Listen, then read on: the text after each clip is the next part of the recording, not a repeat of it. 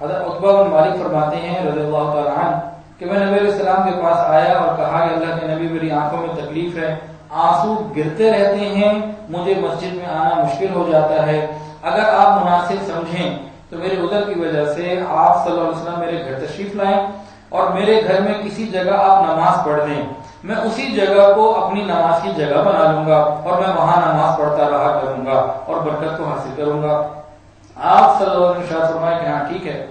دوسرے ہی دن نبی علیہ السلام دن چڑھنے کے بعد ظہر سے پہلے آپ صلی اللہ علیہ وسلم اور ابوبکر صدیق رضی اللہ تشریف لائے، عتبہ بن مالک کے گھر چلے گئے، نوک کیا، اجازت چاہی، فرماتے ہیں کہ میں نے دروازہ کھولا، اندر بٹھایا، آپ صلی اللہ علیہ وسلم اندر تشریف لائے اور بیٹھے بھی نہ تھے، بیٹھنے سے پہلے فرمایا کہ عتبہ کہاں چاہتے ہو، ہم کہاں نماز پڑھیں، میں کہاں نماز ادا کروں؟ پھر میں نے اس جگہ کا جہاں مجھے پسند تھا کہ میں نماز پڑھا کروں میں نے اس کا بتا دیا، تو نبی علیہ السلام نے وہاں نماز ادا کی، تو پھر میں بعد میں وہاں نماز پڑھتا تھا۔ اور آپ صلی اللہ علیہ وسلم نے پھر وہاں جب میں نے ان کو بٹھایا تو آپ صلی اللہ علیہ وسلم کے لیے میں نے خزیرہ بنایا ہوا تھا، آپ صلی اللہ علیہ وسلم کو اس کے کھانے کے لیے میں نے روک لیا تھا۔ یہ بخاری شریف کی روایت ہے۔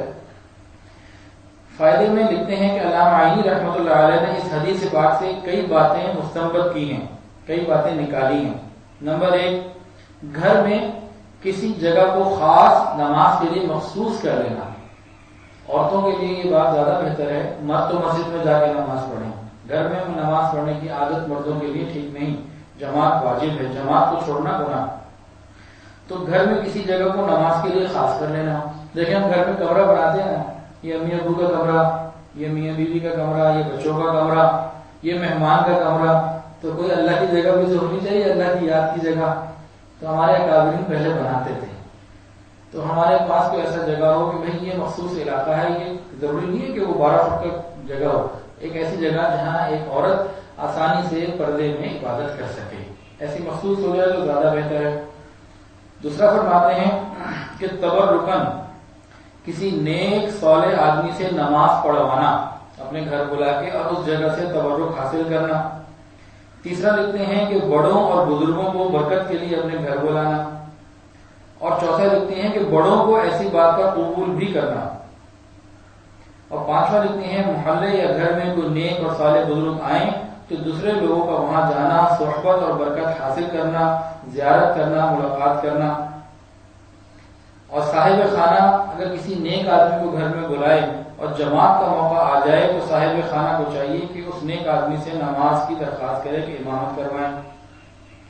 اور ساتواں لکھتے ہیں کہ معذور آدمی کا گھر میں ہی نماز پڑھنا۔ بھئی یہ عذر پہ ڈیپینڈ کرتا ہے، ایسے کھانسی واسی کا عذر نہیں چلتا، تو بہت بڑا عذر ہو، جیسے وہ فرماتے ہیں کہ ہر بار پانی گرتا ہی رہتا ہے آنکھوں سے، ورنہ مسجد میں جانا مردوں کے لیے یہ ضروری ہے۔ اور آٹھواں لکھتے ہیں کہ اہل علم اور فضل کو گھر بلا کر ان کا کھانے سے اکرام کرنا، یعنی نیک لوگوں کو کھانا کھلانا۔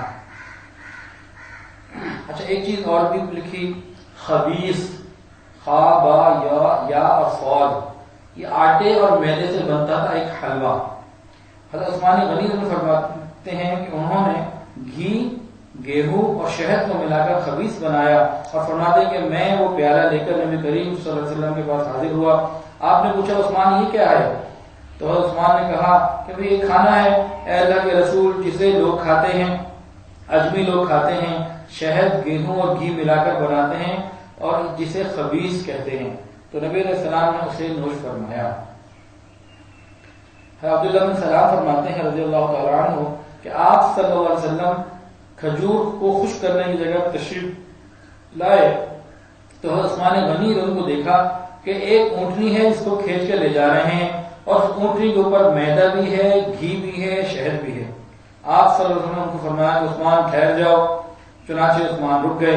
آپ صلی اللہ علیہ وسلم برکت کی دعا دی اور اس کے بعد ایک ہانڈی منگوائی اور ایک اس ہانڈی کو آگ کے اوپر یعنی چولہے کے اوپر چڑھا دیا گیا۔ پھر اس میں کہا کہ گھی، شہد اور آٹا ڈالو، پھر یہ ڈال دیا گیا۔ پھر فرمایا کہ اب چولہے کو جلاؤ، تاہم پھر چولہا جلایا گیا یہاں تک کہ پک گیا، یہ پکنے کے گویا قریب ہی تھا۔ نبی علیہ السلام نے فرمایا کہ اتار دو۔ اس کے بعد آپ نے فرمایا کہ کھاؤ۔ پھر نبی علیہ السلام نے خود بھی کھایا، اوروں نے بھی کھایا، اور پھر آقا نے فرمایا کہ یہ وہ کھانا ہے جس کو اہل فارس یعنی عجمی لوگ خبیث کہتے ہیں. یہ خبیث جو ہے خا با یا اور صاد آخر میں صاد ہے. یہ آٹے کے میدے کا حلوہ کہلاتا ہے. کبھی اس میں کھجور بھی ڈال دی جاتی ہے اور کبھی شہد بھی ڈال دی جاتی ہے. اگر آج شہد سے نہ بنایا جائے, چینی سے بنا لیا جائے, تب بھی یہ وہی قسم کہلائے گی. ایک اور چیز اس کو کہتے ہیں ستو, ہمارے یہاں بھی معروف ہے. صحابی فرماتے ہیں کہ ہم لوگ حضور صلی اللہ علیہ وسلم کے ساتھ خیبر کی جانب نکلے, یہاں تک کہ ہم مقام صحابہ یا روحہ کے قریب پہنچے تو آپ صلی اللہ علیہ وسلم نے مانگا کہ بھی دیکھو ساتھ کیا ہے کھانے پینے کے لیے. تو سب نے دیکھا تو سوائے ستو کے کچھ اور نہ ملا, فقط ستو رہ گیا تھا. چنانچہ آپ صلی اللہ علیہ وسلم نے اسے کھایا اور ہم نے بھی حضور پاک صلی اللہ علیہ وسلم کے ساتھ بیٹھ کر اس کو کھایا. پھر آپ نے کلی کی اور مغرب کی نماز پڑھی.